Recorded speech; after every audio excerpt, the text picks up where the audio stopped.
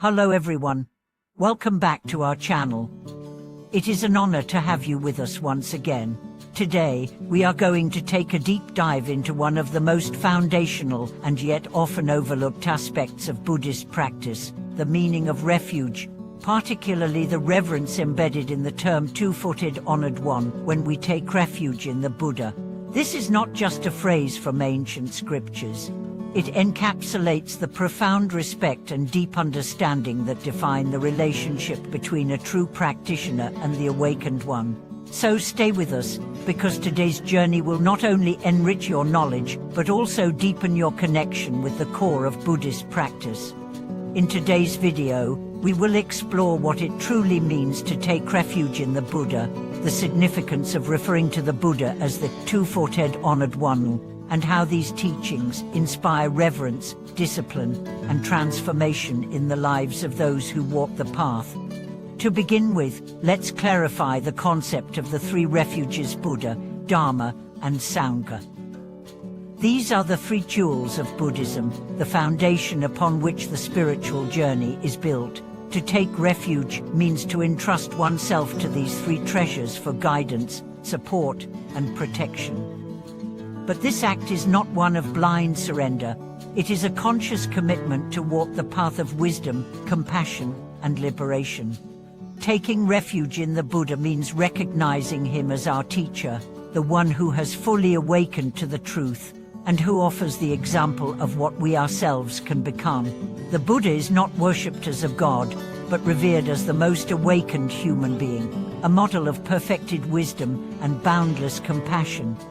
Within this refuge lies the term two-footed honored one, a title that carries deep symbolic meaning. The 2 feet refer to the two supreme qualities the Buddha embodies: wisdom and compassion.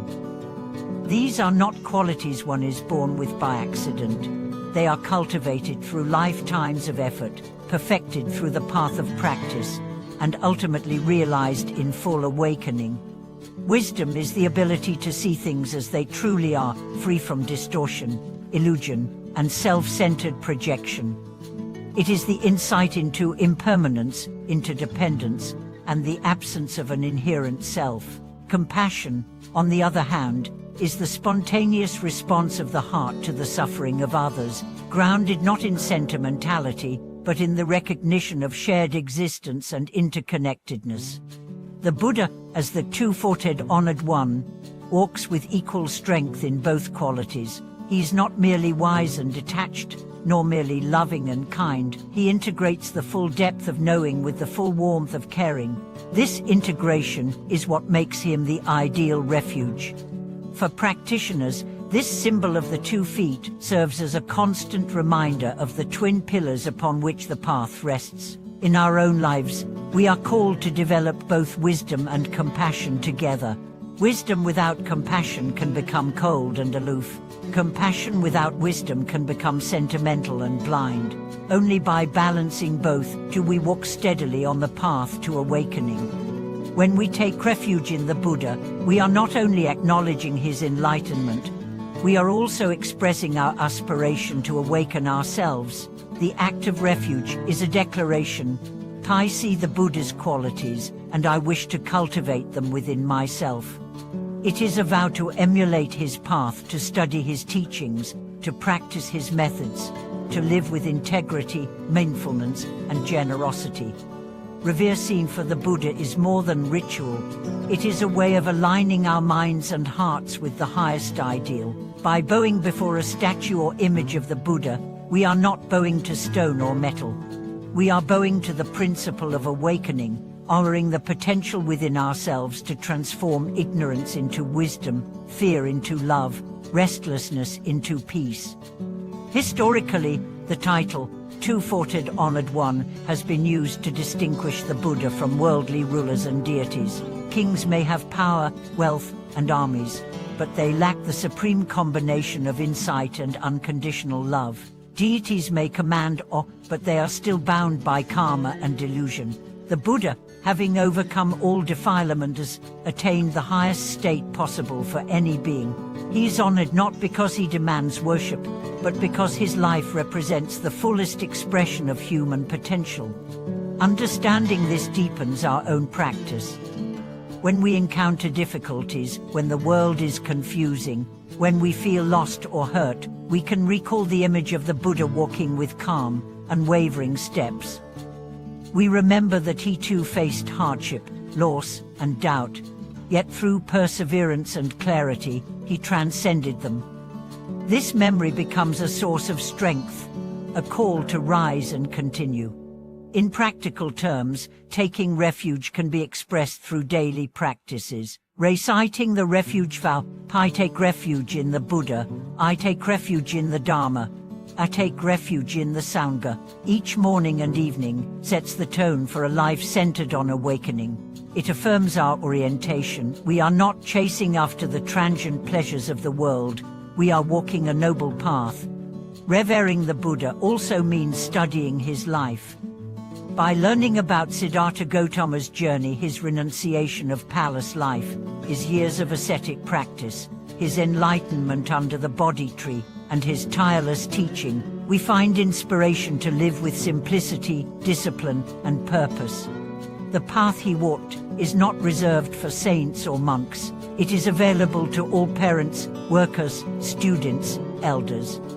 What matters is not our social role, but our intention and effort. To walk in the Buddha's footsteps means to cultivate ethical conduct, mental discipline, and wisdom, the three trainings that form the backbone of Buddhist practice.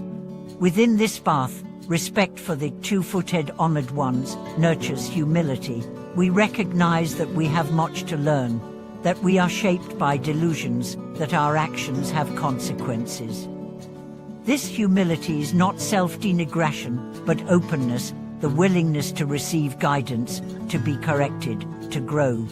The image of the Buddha as the two-footed honored one also teaches us about balance. In times when we are overly intellectual, we are reminded to open the heart. In times when we are overly emotional, we are reminded to seek clarity. In times of despair, we remember his calm. In times of pride, we remember his simplicity.